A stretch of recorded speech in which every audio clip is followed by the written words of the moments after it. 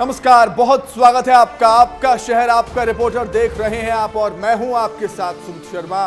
Bulletin में सबसे पहले बात होगी 5 बजे की 4 बड़ी खबरों की। 4 बड़ी खबरें कौन कौन सी हैं आपको बताते हैं। और बात आज हम करेंगे सिलेबस में आपातकाल के संघर्ष की। सिलेबस में आपातकाल के संघर्ष की बात किसने कही है यह भी आपको हम बताएंगे। और इसके साथ ही मीसाबंदियों का सम्मान हुआ है मध्य प्रदेश और छत्तीसगढ़ में। इस खबर को भी विस्तार से हम जानेंगे। और इसी के साथ ही छत्तीसगढ़ में स्कूल खुल गए हैं। अभिभावकों से अपील की जा रही है बच्चों को स्कूल भेजने की टीचर्स की तरफ से। और सहकारी बैंक में करोड़ों का घोटाला हो गया है। कहां हुआ है सहकारी बैंक में करोड़ों का घोटाला, वो भी आपको हम बताएंगे विस्तार से। लेकिन सबसे पहले बात कर लेते हैं श्योपुर की, जहां पर डूब गांव के लोगों का विस्थापन का विरोध देखने को मिला है। पुलिस और राजस्व टीम का लोगों ने विरोध किया। लाठी डंडे हाथों में लेकर महिलाएं सड़कों पर आ गई। जबरदस्त विरोध किया गया। गांव में भारी पुलिस बल तैनात किया गया है। बड़ी संख्या में पुलिस बल मौजूद है। कार्रवाई के दौरान 2 ग्रामीणों की तबीयत भी बिगड़ गई। ये देखिए तस्वीरें। श्योपुर में डूब गांव के लोगों का विस्थापन पर विरोध किस तरीके से देखने को मिला, वो देखिए तस्वीरों में। पुलिस और राजस्व टीम का लोगों ने विरोध किया है। पुलिस और राजस्व की टीम वहां पर पहुंची थी। विरोध का सामना करना पड़ा है टीम को। बड़ी संख्या में लोग वहां पर पहुंच गए थे, हाथों में लाठी डंडा लेकर। महिलाएं भी इसमें शामिल थी, बच्चे भी आपको नजर आ रहे होंगे। गांव में भारी संख्या में पुलिस बल मौजूद है। हालात को कंट्रोल में करने की कोशिश की जा रही है। कार्रवाई के दौरान 2 ग्रामीणों की तबीयत भी बिगड़ गई। ज्यादा जानकारी के लिए हम सीधे रुख करेंगे श्योपुर संवाददाता हेम तिवारी जुड़े हुए हैं फोन लाइन पर। हेम तिवारी, क्या कुछ अपडेट है फिलहाल, क्या हालात है वहां पर? बिल्कुल सुमित, आपको बताना चाहूंगा कि शुंडी गांव को विस्थापित करने के लिए राजस्व और पुलिस की टीम जब गांव में पहुंची थी, बिटलपुर गांव में, वहां पर महिलाएं और पुरुष और बच्चों का जो विरोध प्रदर्शन था वो देखने को मिला है। भारी संख्या में पुलिस बल मौजूद है और 2 ग्रामीणों की, जिसमें एक महिला और एक पुरुष है, उनकी तबीयत खराब हो गई है, जिनको लेकर राजस्थान को रेफर कर दिया गया है।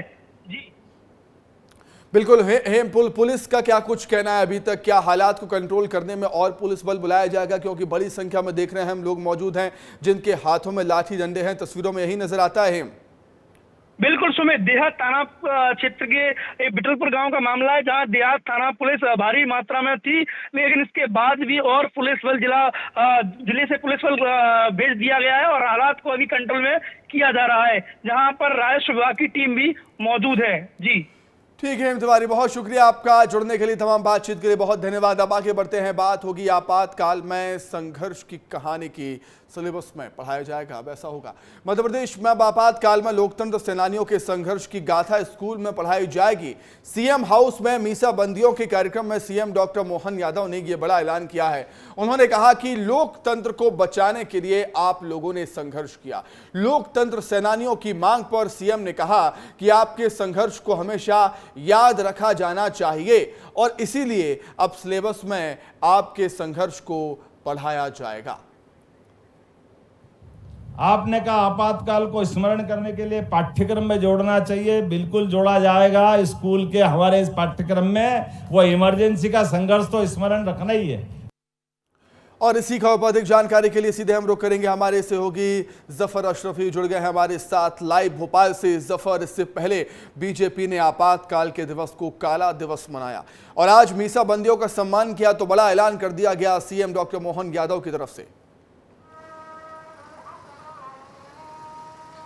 देखिए सुमित, जिस तरीके से शुरू से ही जब लोकसभा में पीएम मोदी पहुंचे थे तो उन्होंने सबसे बड़ा भाषण आपातकाल को लेकर कांग्रेस को घेरा था और उसी पर अब मध्य प्रदेश सरकार ने आपातकाल को याद करने के लिए, जो है इसको स्मरण करने के लिए, अब मध्य प्रदेश सरकार सिलेबस में भी शामिल करने जा रही है। आपातकाल एक ऐसे संघर्ष की कहानी जहां पर आज मध्य प्रदेश में मीसाबंदियों को सम्मान किया गया मध्य प्रदेश सरकार की तरफ से और उसी के साथ साथ मध्य प्रदेश के सीएम डॉक्टर मोहन यादव ने मंच से ही ऐलान कर दिया गया है कि अब जो है मध्य प्रदेश में बच्चों के जो पढ़ने वाला सिलेबस है उसमें भी आपातकाल का वो संघर्ष दिखाया जाएगा, पढ़ाया जाएगा, ताकि वो संघर्ष याद किया जाए, बार बार याद किया जाए। मेरे पीछे की आप ये तस्वीर देख रहे हैं, ये किला, ये भोपाल गेट है, जहां पर काला दिवस के रूप में जो है आपातकाल की ये तस्वीर को दर्शा रहा है।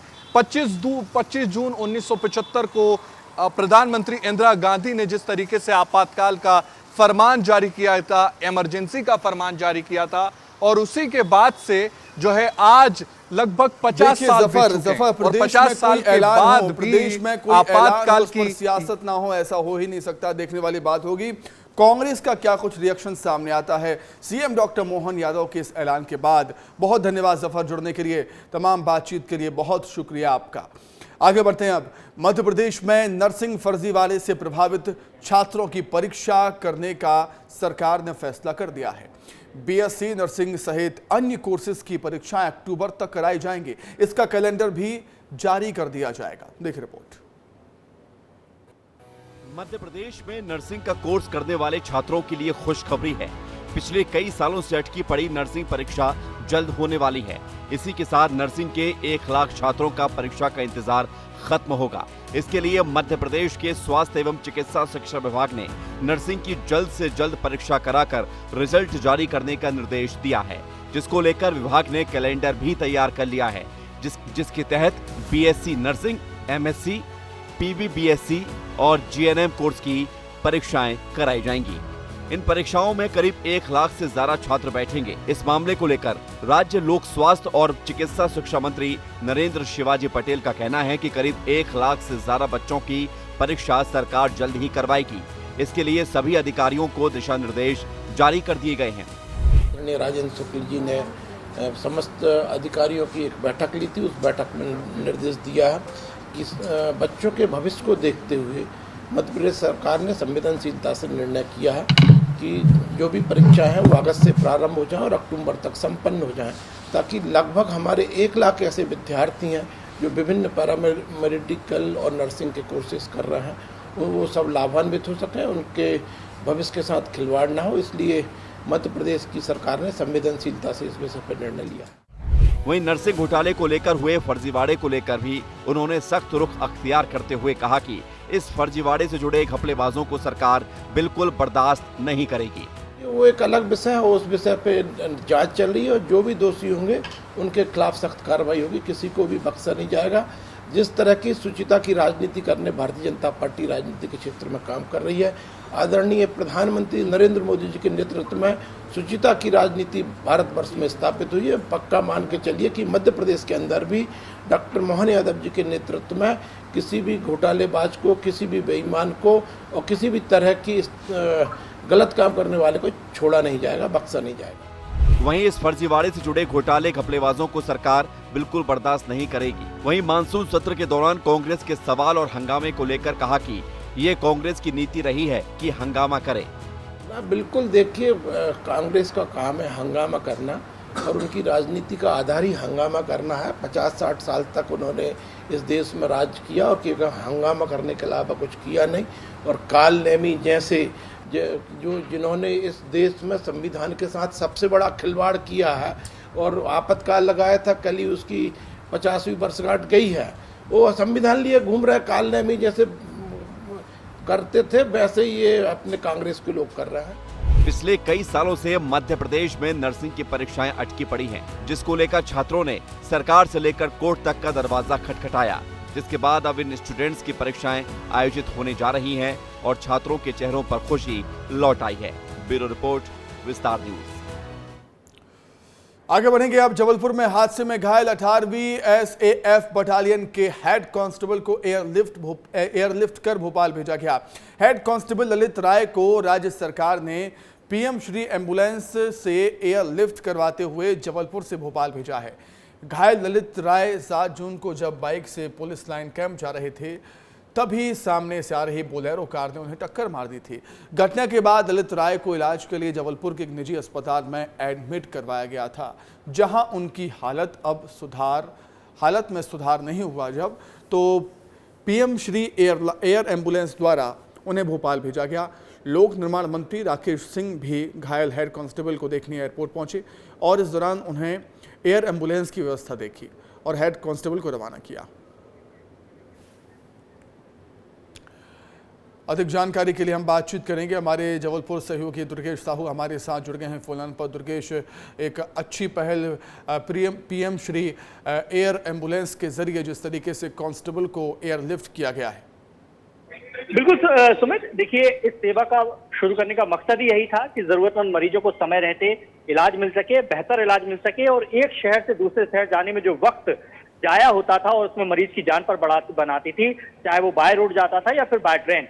ऐसे में एयर सेवा जो ये शुरू की गई है पीएम श्री एयर एम्बुलेंस के नाम पे, इसका एक और लाभ आज जबलपुर में मिला है। जब बटालियन के एक जवान जो सड़क हादसे में घायल हो गए थे, उन्हें इलाज की जरूरत पड़ी, निजी अस्पताल में इलाज चल रहा था, लेकिन भोपाल उन्हें रेफर किया गया और इसलिए पीएम श्री एयर एम्बुलेंस की आज जरूरत पड़ी उन्हें और उन्हें तत्काल स्थानीय प्रशासन की मदद से, स्थानीय जो जनप्रतिनिधि उनकी मदद से उन्हें पीएम श्री एयर एम्बुलेंस सेवा मिली और वो यहाँ पे जबलपुर डुमना एयरपोर्ट से सीधे भोपाल के लिए रवाना हो गए और वहां पर उनका इलाज और बेहतर तरीके से हो पाएगा। तो निश्चित तौर पर जो मकसद था वो मकसद कहीं ना कहीं इस योजना से साकार होता है। बिल्कुल, जो मकसद है योजना का जो मकसद है वो साकार होता, पूरा होता हुआ कहीं ना कहीं नजर आता है ऐसी घटनाओं से। बहुत धन्यवाद आपका जुड़ने के लिए। वहीं बिलासपुर सरकारी बैंक में 1 करोड़ रुपए के घोटाले का एक बड़ा मामला सामने आया है। बिलासपुर जिले के कोरबा, जांजगीर, मलखरौदा और दूसरी शाखा में खाद बीज की खरीदी और बैंक की खातों में संदिग्ध भुगतान का खुलासा हुआ, जिसको लेकर बैंक प्रबंधन ने 5 कर्मचारियों के खिलाफ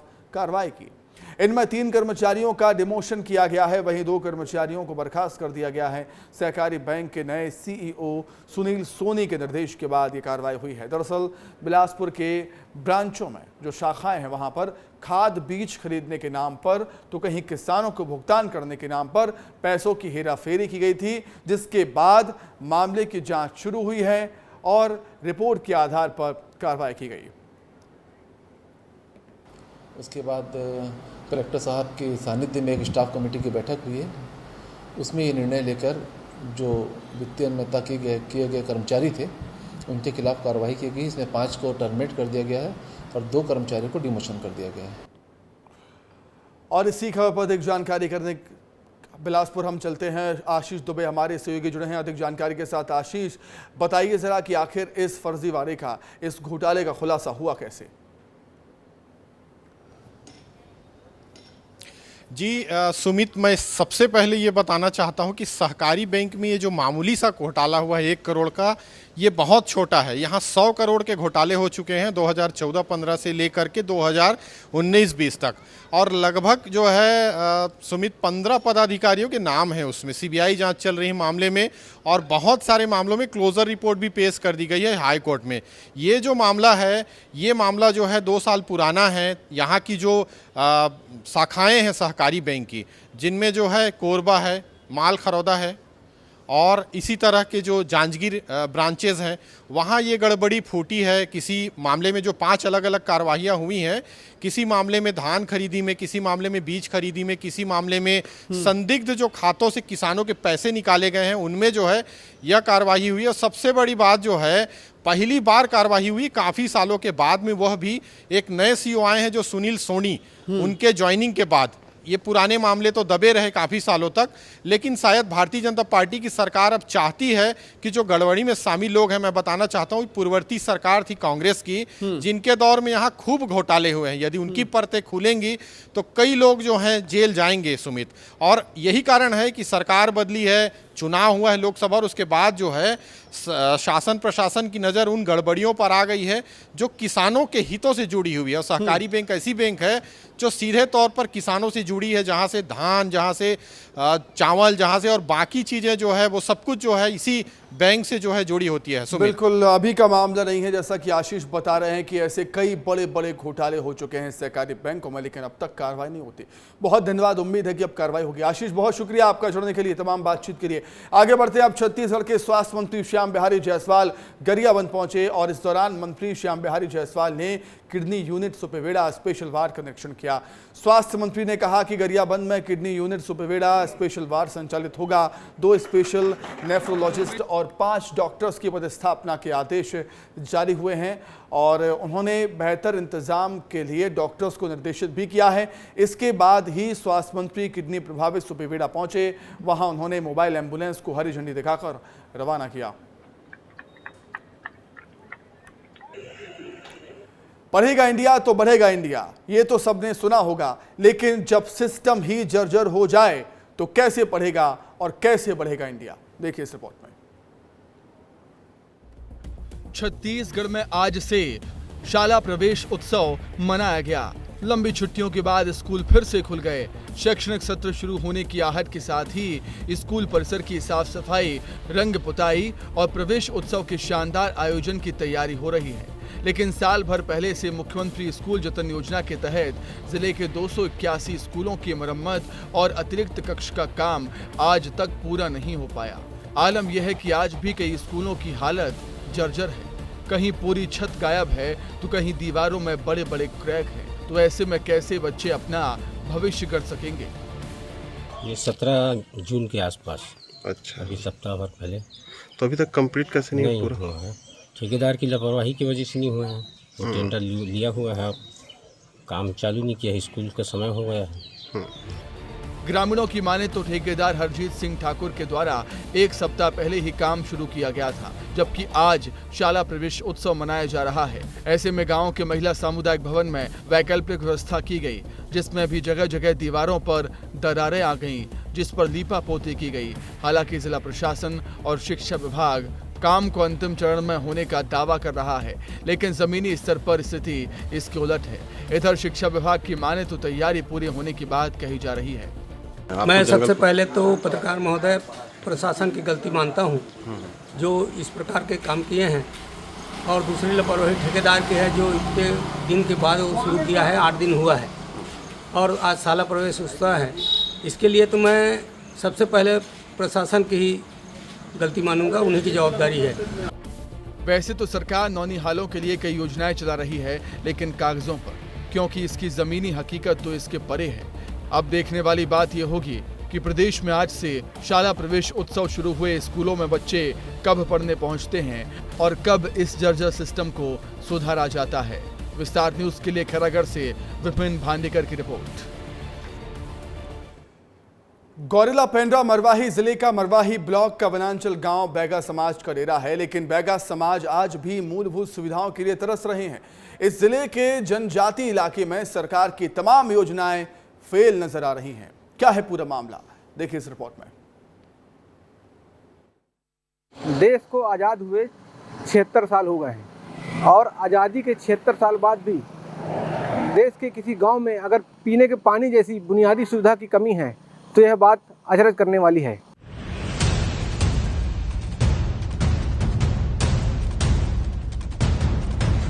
कहने को तो बैगा समाज राष्ट्रपति के दत्तक पुत्र कहे जाते हैं, लेकिन इनकी दुर्दशा देखकर कोई नहीं मानेगा कि ये राष्ट्रपति के दत्तक पुत्र हैं।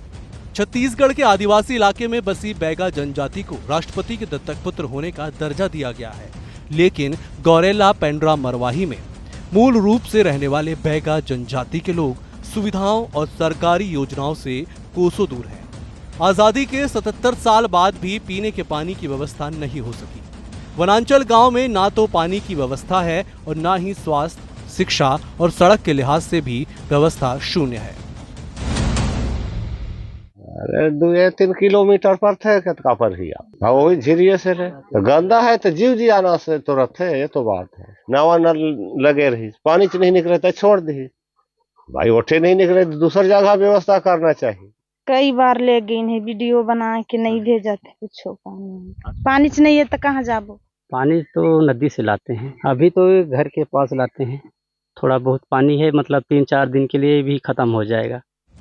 इस गांव के लोग पानी के लिए आज भी प्राकृतिक स्रोत पर निर्भर हैं। शायद आज भी यहां प्रधानमंत्री नल जल योजना नहीं पहुंची है, क्योंकि यहां के लोग झिरिया यानी गड्ढा खोदकर पानी पीने को मजबूर हैं। देखने में मटमैला पानी किसी हाल में पानी लायक तो नजर नहीं आता, लेकिन मजबूरी ऐसी है कि ये पानी न पिए तो फिर कहां जाएं? गंदा है तो क्या करोगे, अब पीना पड़ता है यार, पानी चाहे ही नहीं है यहाँ। यहाँ तो अधिकारी नेता आते हैं पर यहाँ देखते हैं पानी को, पर यहाँ ध्यान देते नहीं हैं। वहाँ की समस्या को लेकर मैं जिला तक, जनपद तक, ग्राम पंचायत स्तर में सभी जगह में समस्या को लेकर गया। सिर्फ आश्वासन दिया गया, लेकिन आज तक कोई कार्य नहीं हुआ। जो कलेक्टर मैडम थे वो आए थे, देख के गए, बोल के गए कि बहुत जल्द समस्या का समाधान हो जाएगा, लेकिन ना जाने क्यों उनका तबादला हो गया और कोई कार्य नहीं हुआ अभी तक। अब तो आलम यह है कि कई बार शिकायत की गई है, लेकिन अधिकारी हैं कि कुंभकर्ण की ही नींद से उठने का नाम नहीं ले रहे हैं। सरपंच से लेकर कलेक्टर तक समस्या की मौखिक और लिखित तौर पर शिकायत की जा चुकी है, लेकिन कई दावे और आश्वासन के बाद भी समस्या जस की तस बनी हुई है। काफ़ी हद तक हम कुआं, ठोड़ी, नलकूप बना करके और समस्या का निराकरण किए हैं, पर स्थायी हल अभी तक नहीं हो पाया है। सोलर पंप से पानी सप्लाई नहीं हो पाएगा क्योंकि स्रोत नहीं है, और जो स्रोत है उसमें इलेक्ट्रिक सबमर्सिबल पंप लगाना पड़ेगा। 2 फेस बिजली हो जाए और जल जीवन मिशन योजना के तहत पाइप बिछा दें, बड़ा नल जल योजना वहाँ पर संचालित किया जाए तो सफल होगा। जीजेएम के काम चल भी रहे हैं, उसके अलावा जिन जगहों पर नल जल योजना नहीं पहुंच पा रही, छोटी बरसातें हैं, वहां पर हम सैनिटेशन वेल की प्लानिंग कर रहे हैं। और अभी वर्तमान में पानी की समस्या के लिए सभी बरसातों में हम लोग टैंकर की जो है व्यवस्था कर रहे हैं पंचायतों के लिए। जनजातियों को मुख्यधारा में लाए जाने को लेकर तमाम दावे किए जाते हैं, लेकिन इनकी जमीनी हकीकत तो कुछ और ही बयां करती है। कहने को बैगा समाज राष्ट्रपति के दत्तक पुत्र हैं, लेकिन आज भी ये बैगा समाज मूलभूत सुविधाओं से कोसों दूर हैं। वैसे तो हम विकसित भारत की कल्पना करते हैं, लेकिन बैगा जनजाति के लोगों का हाल बेहाल है और अधिकारी मौन है। इस विकसित भारत के दौर में इन दत्तक पुत्र के हालात कब विकसित होंगे, ये देखना होगा। गौरेला पेंड्रा मरवाही से विस्तार न्यूज के लिए संदीप अग्रवाल की रिपोर्ट। हमारी रिपोर्ट देखने के बाद कब तक अधिकारी और प्रशासन मामले को संज्ञान में लेकर इस गांव की पीने के पानी जैसी मूलभूत समस्या का निराकरण कर पाते हैं, यह देखने वाली बात होगी। संदीप अग्रवाल, विस्तार न्यूज। और इसी के साथ ही आपका शहर आपका रिपोर्टर में फिलहाल इतना ही। खबर लगातार जारी है, देखते रहिए विस्तार न्यूज। नमस्कार।